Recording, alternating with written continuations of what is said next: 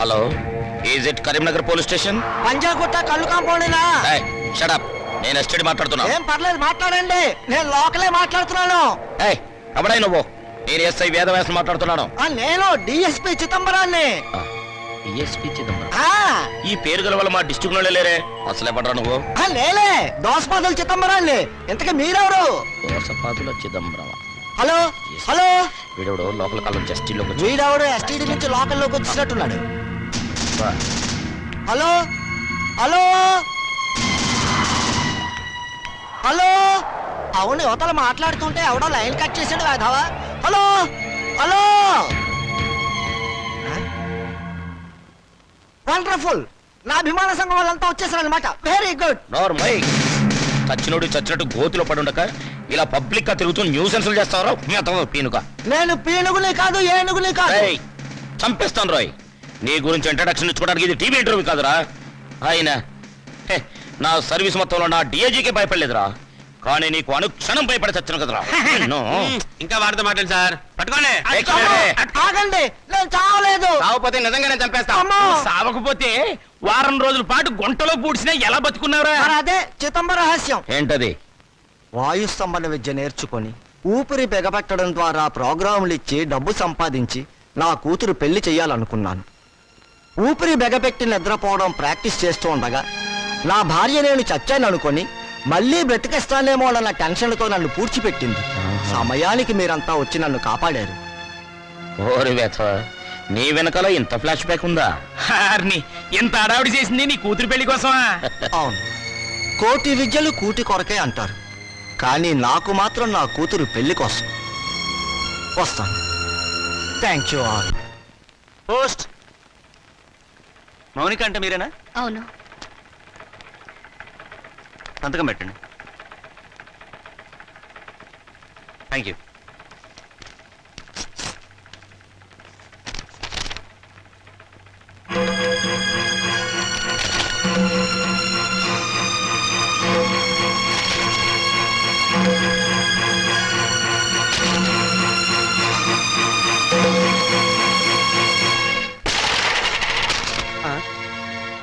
ఏమిటి ఇలా వచ్చావు? రావటానికి సిగ్గుండాలి. సిగ్గు లేని వాళ్ళ దగ్గరకు రావడానికి సిగ్గెందుకు? నోరు మూసుకుని బయటకున్నాడు. నడుస్తాను. ఈ కోర్టు నోటీస్ ఎందుకు ఇచ్చారు? ఇంకా మా దగ్గర ఏం మిగిలిందని? అదే, ఆస్తి మీద సమాన హక్కు కోసం. ఆస్తా ఎక్కడుంది? ఉన్నా మీరేం మిగిల్చారు?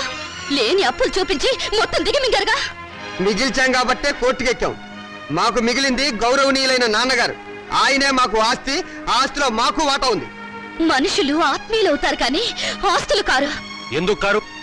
అమ్మితే డబ్బు వచ్చే ప్రతిదీ ఆస్తి కింద లెక్కే. నాన్న ఒంట్లో అమ్ముకోవడానికి పనికొచ్చే ప్రతి భాగం మీద మాకు హక్కు ఉంది. అమ్మగా వచ్చిన డబ్బులో మాకు వాటా ఉంది. మీరు మనుషులా రాక్షసులా? నువ్వేంటే రెచ్చిపోతున్నావు? నువ్వు మాత్రం ఏమైనా తక్కువ తిన్నావా? నాన్నగారి కిడ్నీని 2 లక్షలకు అమ్మేసుకోలేదు నువ్వు. ఏంటి? నాన్నగారు కిడ్నీ అమ్మేశారు? అంత అనుమానంగా ఉంటే ఇంటికి వెళ్ళి ఆయన పట్టుకోసి లెక్క పెట్టు. 1 ఉందో 2 ఉన్నాయో నీకే తెలుస్తుంది.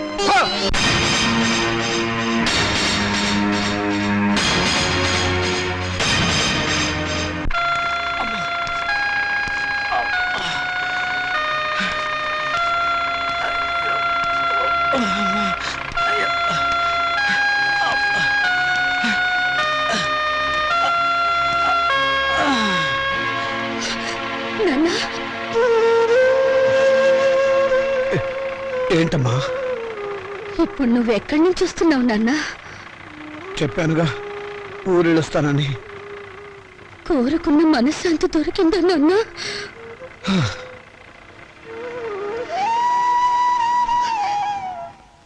దాని ఖరీదు 2 లక్షలు నాన్న. అది నీ శరీరంలో భాగం కాదా నాన్న? మౌనిక, శరీరంలో భాగాలు అమ్ముకుని మమ్మల్ని ఆదుకోవాలని చూస్తున్నావు నాన్న.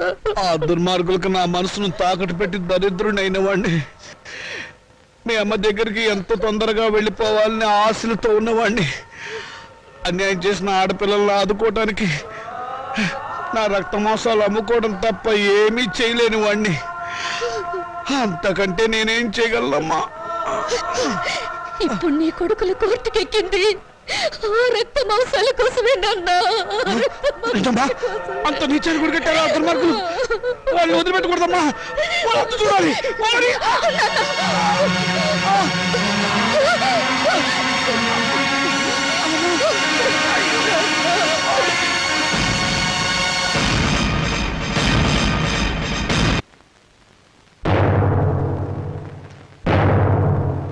యువర్ ఆనర్, ఇది ప్రపంచ న్యాయ చరిత్రలోనే కనీ విని ఎరుగని కేసు.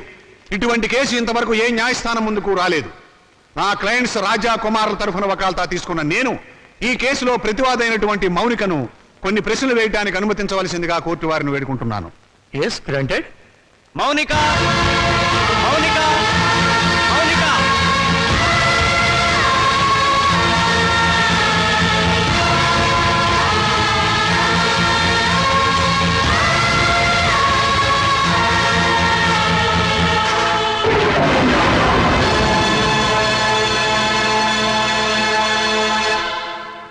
చూడమ్మా మౌనిక, కుమార్ రాజాలు నీకేమవుతారు? కీర్తిశేషులు.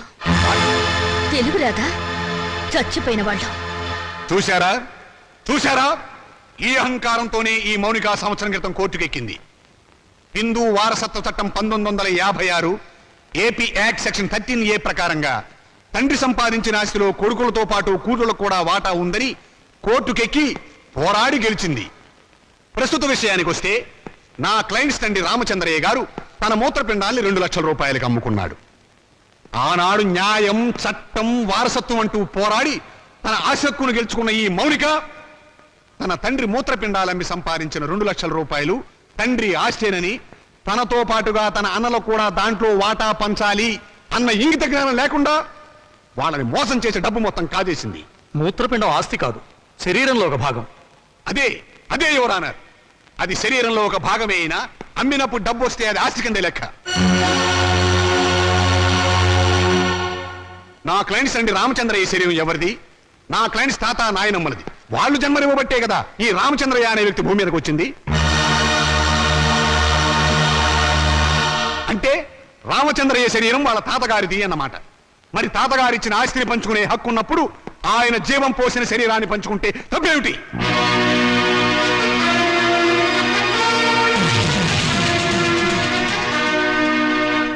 మిస్ మౌనిక, నీ తరఫున లాయర్ ఎవరైనా ఉన్నారా?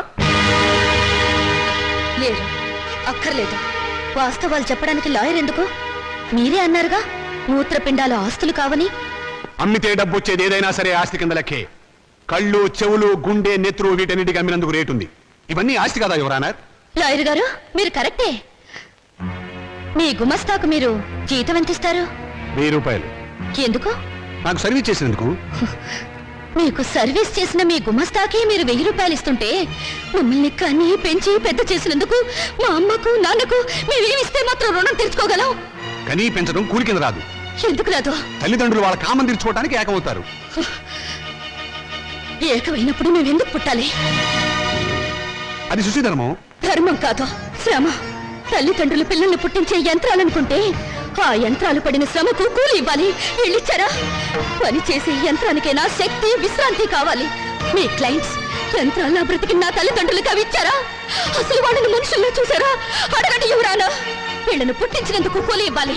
9 నెలలు మోసిన మా అమ్మ కూలి ఇవ్వాలి. మా నాన్న నిద్ర పంచినందుకు దానికి రేటు కట్టాలి. అమ్మ దగ్గర తాగిన పాలకు, వాళ్ళు పెట్టిన కష్టాలకు, కడుపు మంటకు, మా తల్లిదండ్రులు పడ్డ ఆవేదనకు రేటు కట్టాలి. కట్టమనంటా రేటు.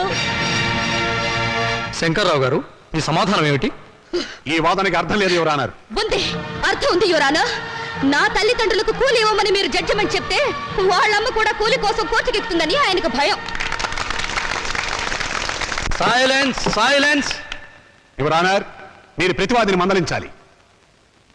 మౌనిక, మన తాతలకి షుగరు, బీపీ ఉంటే అది వంశంలో అందరికీ వస్తుంది, అవునా? అవును. మరి రోగాలను పంచుకున్నప్పుడు ఆ రోగాలకు కారణమైన అవయవాలను పంచుకోవడంలో తప్పు లేదుగా? పంచుకోవచ్చు. Note this point your honour. Lawyer గారు, మా తాతగారు చాలా మంచివారు. ఎందుకు? బుద్ధిమంతుడు కాబట్టి. ఆయన్ని కొడుకులు బాగా చూసుకునేవారు. ఎందుకు? జన్మనిచ్చాడు కాబట్టి. మరి రోగాలు వంశంలో అందరికీ వచ్చినప్పుడు బుద్ధులు కూడా రోగాలతో పాటు రావాలిగా. మీ క్లయింట్స్ కి వచ్చినాయా లేదా అని అడగండి ఒకసారి. రాలేదు కాబట్టే కోర్టుకెక్కారు. ఒక చెట్టుకు కాసిన కాయలన్నీ ఒకే రకంగా ఉండవుగా. కానీ కాయలు చెట్టును చంపవుగా. మీ క్లయింట్స్ మా నాన్నగారి మూత్రపిండాలమ్మిన సొమ్ము కోసం ఈ కోర్టుకెక్కారు. కానీ కానీ మా నాన్నగారు లేరు. సంవత్సరం క్రితం చచ్చిపోయారు. పచ్చి అబద్ధం. ఆయన బతికే ఉన్నారు. యువరానా, నా మాజీ అన్నలు వీరి క్లయింట్స్ సంవత్సరం క్రితం మా నాన్నగారు చచ్చిపోయారని డాక్టర్ సర్టిఫికేట్ ఇచ్చి ప్రావిడెంట్ ఫండ్ పెన్షన్ తీసుకున్నారు.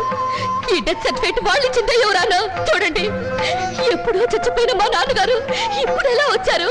ఆయనకు మూత్రపిండాలు ఎలా ఉంటాయి? చెప్పండి యువరానా, చెప్పండి.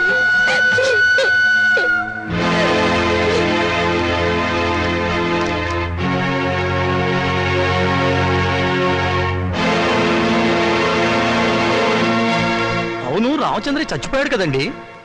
అది సంవత్సరం క్రితం చచ్చిపోయిన వాళ్ళకి బూడిద తప్ప ఇంకేముంటుంది యువరానా?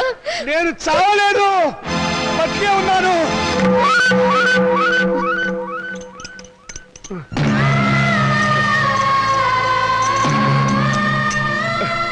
నేను చావలేదు యువరానా, బతికే ఉన్నాను. అరే, ఈయన బ్రతికే ఉన్నాడుగా. నన్ను ఆ బోన్ దగ్గర తీసుకెళ్ళు. యువరానా, మీరు లా పుస్తకాలు చదివి తీర్పు చెప్తారు, లా లేని ప్రపంచం తీరును, రక్త సంబంధం తీరును చూసి తీర్పు చెప్తారు. ఆలోచించండి. కొడుకుల పిచ్చిలో పడి కూతుర్లకు అన్యాయం చేశాననే బాధలు ఈ వెర్రి తండ్రి 2 లక్షలకు మూత్రపిండం అమ్ముకున్నాడు. ఆ సొమ్ములో వాటా కావాలని వీళ్ళు కోర్టుకెక్కారు. తల్లిదండ్రుల రక్త మాంసాలు పంచుకునేవి కావు. ప్రపంచంలో ఏ కోర్టులోనూ ఇటువంటి కేసు ఏ బిడ్డ ఏ తండ్రి మీద వేయలేదు. ఆ అదృష్టం మన రాష్ట్రానికి దక్కింది ఎటువంటి కొడుకుల దయ వల్ల. యువరానా, తండ్రి మాట కోసం రాముడు 14 ఏళ్లు అడవికి వెళ్ళాడు. తల్లిదండ్రులను పూజించి పాండురంగుడు దేవుడయ్యాడు. వీరగాథలు చెప్పి శివాజీ నెత్తురులో దేశభక్తి నింపింది అతని తల్లి జిజియాబాయ్. అటువంటి తల్లులు, తండ్రులు, బిడ్డలు పుట్టిన చరిత్ర గల దేశం మనది. ఓ చరిత్రలో పుట్టిన పురుగులు నా అన్నలు.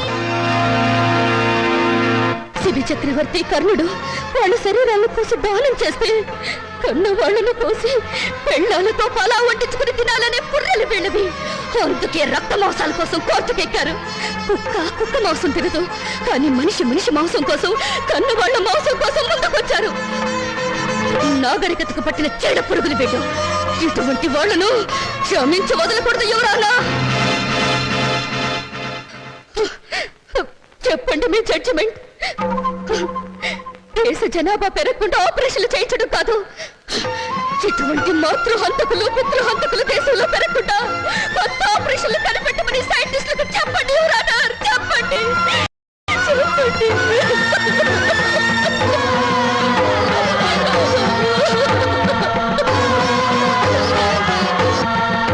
మౌనిక చెప్పినట్లు కన్నవాళ్ల రక్తమాంసాల కోసం బిడ్డలు కోర్టుకెక్కడం చరిత్రలో సరికొత్త విషయం. ఇది న్యాయం దృష్టితో కాకుండా మానవతా పరిధి విషయంలో ఆలోచించవలసిన విషయం. జన్మనిచ్చిన తల్లిదండ్రులను గౌరవించిన వాడు దేశాన్ని కూడా గౌరవించలేడు. ఈరోజు కన్న తల్లిదండ్రులను రేపు దేశాన్ని కూడా అమ్ముకుంటాడు. మౌనిక వాదనతో మేము ఏకీభవిస్తున్నాం. యువరానర్, మీరు తీర్పు చెప్పబోయే ముందు నా ఆవేదన చెప్పుకునే అవకాశం ఇవ్వవలసిందిగా ప్రార్థిస్తున్నాను. ఋషి, ఈ శరీరం నాతోనే పుట్టింది, నాతోనే పెరిగింది, రేపు నాతోనే మట్టిలో కలిసిపోతుంది. దీని మీద హక్కు ఎవరిది? నన్ను కన్నవాళ్ళదా లేక నేను కన్నవాళ్ళదా? నాన్న, మీరు ఆవేశపడకండి. ఉండమ్మా, నన్ను చెప్పని. చివరిసారిగా నేను చెప్పుకోవాల్సినంత చెప్పుకొని నా శరీరంలో ఉన్న అవయవాల మీద హక్కు నాకే లేకపోతే ఇక ఈ ప్రపంచంలో స్వేచ్ఛగా అర్థం ఏమిటి యువరానర్? హక్కు తల్లిదండ్రులకు లేకపోతే వాళ్ళు బతుకుండగానే వాళ్ళ కళ్ళు పీకి చర్మం ఒలిచి గుండె మూత్రపిండాలని షోకేసులో పెట్టి అమ్ముకునే దౌర్భాగ్యం సంతానం తయారవుతుంది యువరానర్. ఆ ప్రమాదం నుంచి సమాజాన్ని కాపాడండి.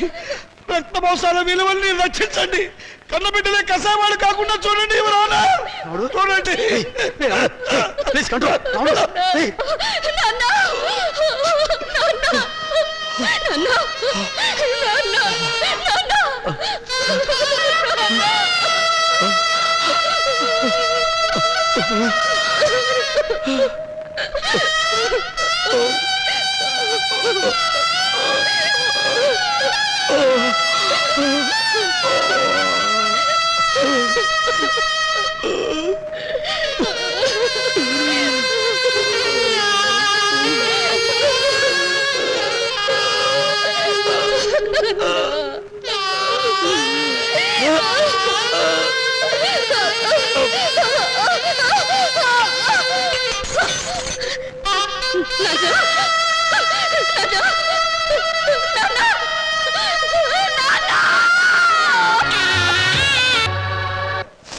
నాన్న చితికిని పండించే హక్కు నీకు లేదు.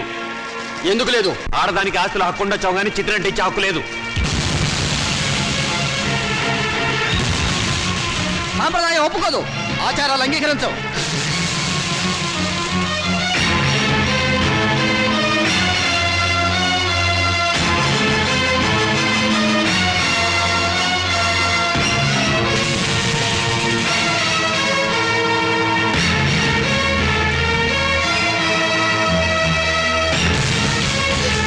ఎందుకు అంగీకరించవు? ఎవరు చెప్పారు? ఎక్కడ రాస్తుంది? అసలు మనం సృష్టించుకున్నవే ఈ సాంప్రదాయాలు, ఆచారాలు. మన మనసుల్లోంచి పుట్టుకొచ్చినవే ఈ ప్రేమలు, ఆప్యాయతలు. అవి లేని మనుషులు వీళ్ళు. ఈ కత్తిలో ఉన్న మనిషి బ్రతుకున్నప్పుడు పున్నామనరక నుంచి కొడుకులు తప్పిస్తారని పిచ్చి ప్రేమతో కొడుకులు నెత్తికెక్కించుకున్నారు. అందుకు వీళ్ళేం చేశారు అడగండి.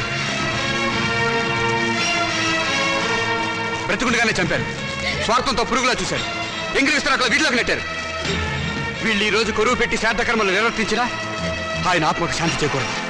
బతుకుండగా వాడు తిన్నారో తినలేదో పట్టించుకొని వీళ్ళు వాడి మూత్రపిండాల మీద హక్కుందంటూ కోర్టుకు ఎక్కారు. చెప్పండి, జన్మనిచ్చిన వాళ్ళ పట్ల చూపించే ప్రేమ ఇదేనా? రేపు మీ బిడ్డలో మీ పట్ల ఇలాగే ప్రవర్తిస్తే సమాధానం చెప్పండి. అటువంటి వాళ్ళకి అండగా నిలబడి మాట్లాడడానికి మీరు వచ్చారు. ఈ చచ్చిపోయిన రామచంద్రయ్యకు దేవుడు మాట్లాడే శక్తి ఇవ్వగలిగితే వీళ్ళు ఎంత కిరాతకులో చెప్తాడు. వీళ్ళు చిత్తి వెలిగించిన మండదు, ఈ శవం బూడిది కాదు. బ్రతికినంత కాలం మనశ్శాంతి లేకుండా చేశారు, చివరకు శ్మశానానికి వచ్చినా కూడా ఆయనకు మనశ్శాంతి లేకుండా చేస్తారా? ఆచారాలకు విలువ ఇచ్చి మంచిని మానవత్వాన్ని చంపుతారా? చెప్పండి.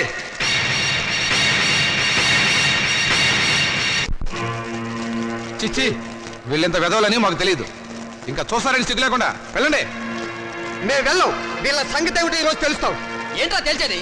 మనిషిని మనిషిగా చూడండి, మనుషులురా మీరు. ఇంకా చూస్తారే? పట్టండి, అనండి, రండి, రండి.